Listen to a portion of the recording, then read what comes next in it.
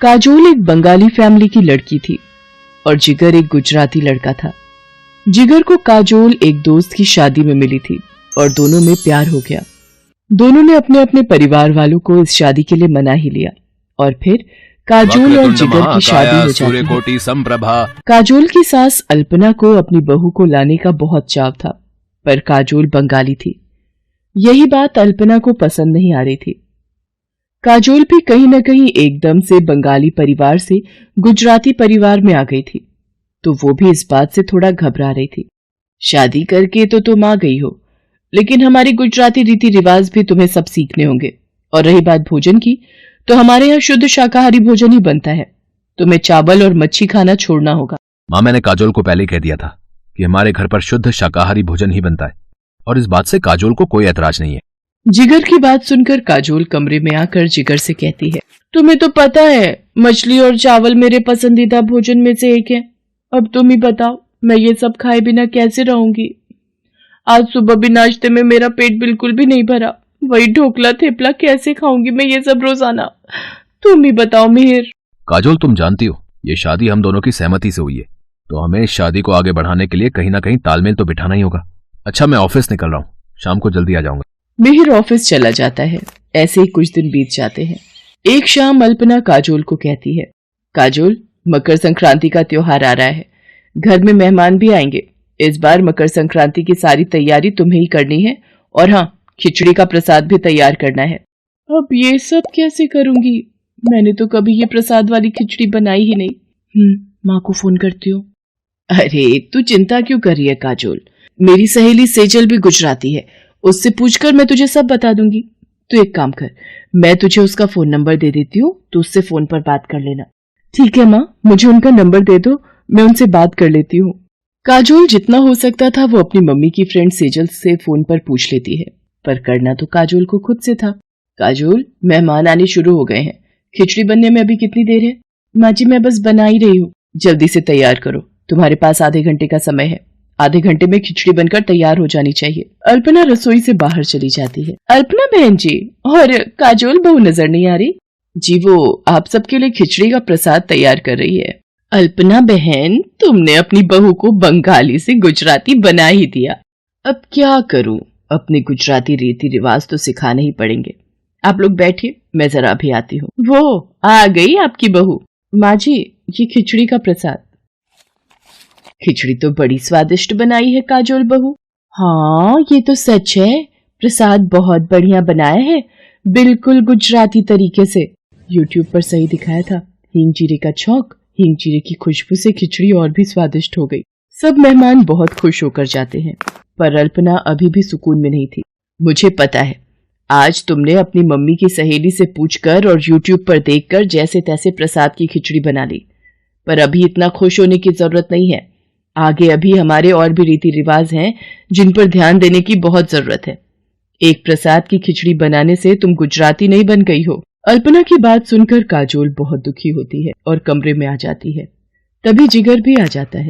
अरे तुम माँ की बातों को दिल पर मत लिया करो, उनका स्वभाव ही ऐसा है। अच्छा, एक काम करो, तुम मेरे साथ बाजार चलो, मैं तुम्हें तुम्हारी पसंद के बंगाली रेस्टोरेंट से तुम्हारी फेवरेट डिश खिलाता हूँ। नहीं नहीं, हम बाजार का कुछ क्यों खाएं? क्या तुम मेरे हाथ की बनी गुजराती खिचड़ी नहीं खाओगे? अरे हाँ, मैं तो भूल ही गया था, तुमने तो आज खिचड़ी बनाई है। जल्दी से गरम गरम खिचड़ी लेकर आओ, और ऊपर से थोड़ा देसी घी भी डाल देना। अल्पना और काजोल का रिश्ता इसी तरह से चल रहा था। अल्पना के मन में काजोल के लिए खट्टी मीठी तकरार का सिलसिला अभी भी कायम था। ऐसे ही एक दोपहर अल्पना धूप में अचार और पापड़ सुखा रही थी। तभी उसकी पड़ोसन मनोरमा घबराई हुई आ जाती है। अरे अल्पना बहन, वो मैंने तुम्हें बताया था ना, मेरी बेटी प्रख्या जिस लड़के से प्यार करती है, अरे उसी के ऑफिस का वो लड़का, उसके घर रिश्ते की बात चल रही थी। वो लोग शाम को शगुन लेकर आ रहे हैं। तो ये तो बहुत अच्छी बात है मनोरमा बहन, पर तुम इतना घबरा क्यों रही हो? घबराने की बात यह है अल्पना बहन कि लड़के वाले बंगाली हैं और हम लोग गुजराती। लड़के ने फोन पर बताया है कि उसके दादा दादी भी साथ में आ रहे हैं और वो लोग बंगाली खाना ही खाते हैं। और लड़के ने कुछ पसंद की चीजें भी बताई हैं जो परिवार के लोगों के लिए बनानी है। कुछ समझ नहीं आ रहा बंगाली खाना कैसे बनाऊंगी, और प्रख्या को भी बंगाली साड़ी ही पहनकर तैयार होना है। अगर आप कहें तो मैं आपकी कुछ मदद करूं आंटी जी? देख नहीं रही हो मनोरमा बहन बड़ी परेशान है, तुम क्या भला मदद करोगी इनकी? अरे हाँ अल्पना बहन, तुम्हारी बहू भी तो बंगाली है। काजोल बहू, फिर तो बंगाली रीति रिवाज बहुत अच्छे ढंग से हो जाएंगे ना, कोई कमी तो नहीं रहेगी। आंटी जी, आप प्रख्या की सगाई की जिम्मेदारी मेरे ऊपर छोड़ दो, मैं सब कुछ संभाल लूंगी। काजोल जो बंगाली साड़ी अपने दहेज में लाई थी वही प्रख्या को पहनाकर तैयार करती है। लड़के वाले प्रख्या को बंगाली तरीके से तैयार देख बहुत खुश होते हैं। तरह तरह के बंगाली व्यंजन जब मनोरमा परोसती है तो सब बहुत वाहवाही करते हैं। मनोरमा लड़के वालों को काजोल और अल्पना से मिलवाती है। प्रख्या की सगाई का फंक्शन बहुत अच्छे से निपट जाता है। लड़के वालों के जाने के बाद मनोरमा काजोल से कहती है, काजोल बहू, आज तुमने सचमुच मेरी बहुत सहायता की है। थैंक यू बेटा। आंटी जी, इसमें थैंक यू की क्या बात है, प्रख्या मेरी बहन जैसी है। अल्पना, तुम्हारी बहू सचमुच गुणों की खान है, तुम्हें अपनी बहू पर गर्व होना चाहिए। काजोल जैसी संस्कारी बहू जिस घर में भी जाती है उस घर को स्वर्ग बना देती है। शायद तुम ठीक कह रही हो मनोरमा, मैं काजोल के रूप में कोहिनूर हीरा पहचान ही नहीं पाई। काजोल, आज तुमने सचमुच मेरा सिर गर्व से ऊंचा कर दिया। अल्पना काजोल को गले से लगा लेती है और उस दिन के बाद काजोल और अल्पना के बीच कभी कोई मतभेद नहीं होता। ये देखकर जिगर भी बहुत खुश था।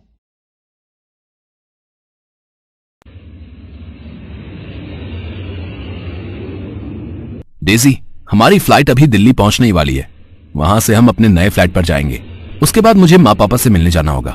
पर क्या तुम मुझे अपने मॉम डैड से नहीं मिलवाओगे? हमारी नई नई शादी हुई है, मैं भी उनसे मिलना चाहती हूँ। अभी नहीं डार्लिंग, अभी सही समय नहीं आया है। हम अचानक से गए तो बात बिगड़ सकती है। पहले मैं उनसे बात कर लूं, उसके बाद मैं अपने आप तुम्हें वहां ले चलूंगा। रवि लंदन में नौकरी करता था, अब वो वापस इंडिया लौट रहा था।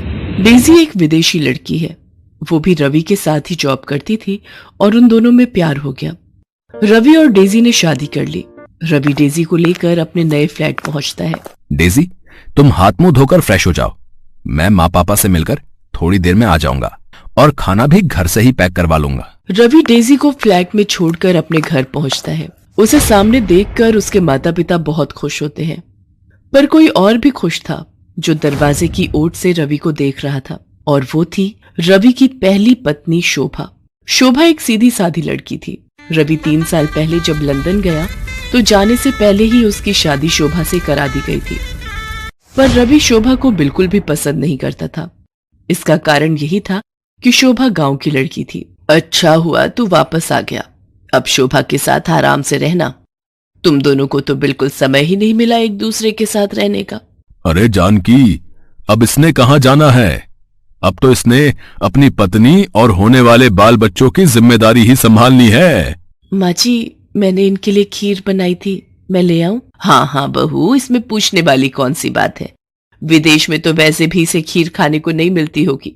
तुम दोनों आराम से बैठकर खाना खाओ, और बहू, हमारा खाना हमारे कमरे में ही दे देना।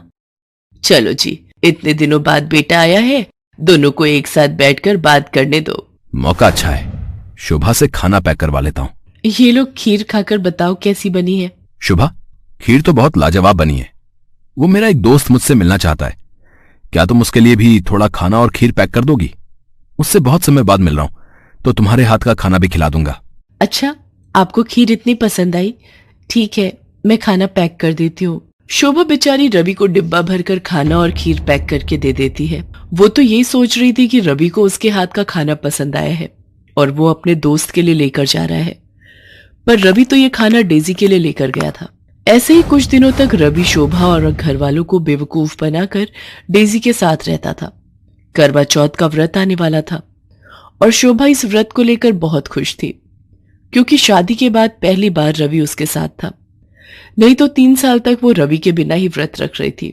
शोभा करवा चौथ के व्रत की तैयारियां कर रही थी। एक दिन वो मेकअप की दुकान से चूड़ियां खरीद रही थी, तभी डेजी भी उस दुकान पर शॉपिंग के लिए आती है। भैया, मुझे सभी रंगों की चूड़ियां देना।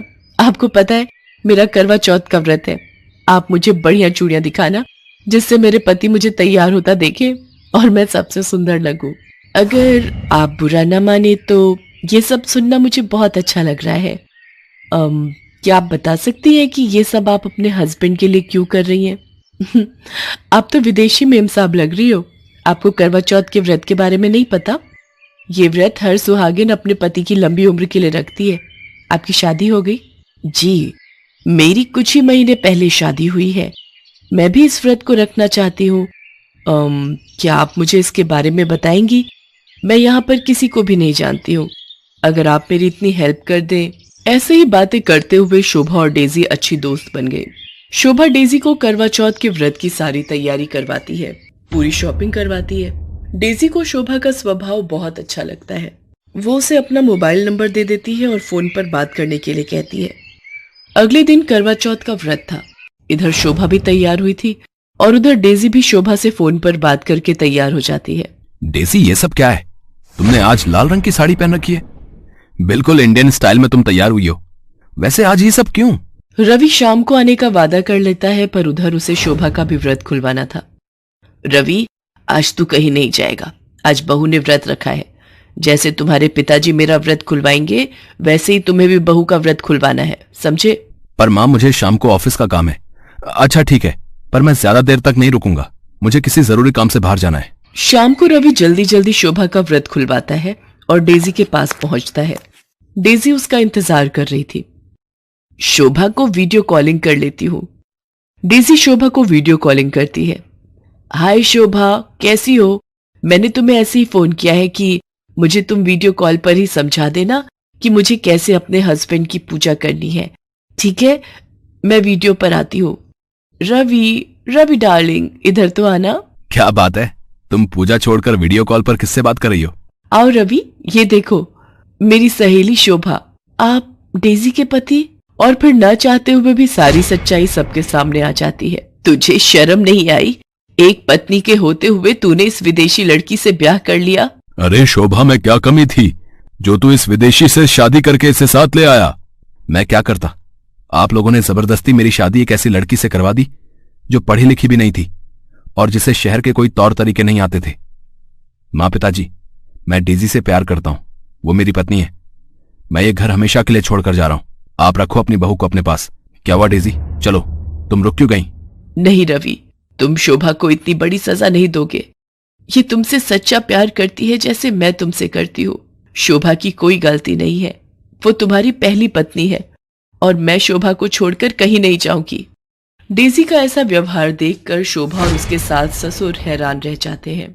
शोभा डेजी को गले लगा लेती है और उस दिन के बाद से देसी और विदेशी दोनों सौतन बहू बहनों की तरह रहने लगती हैं।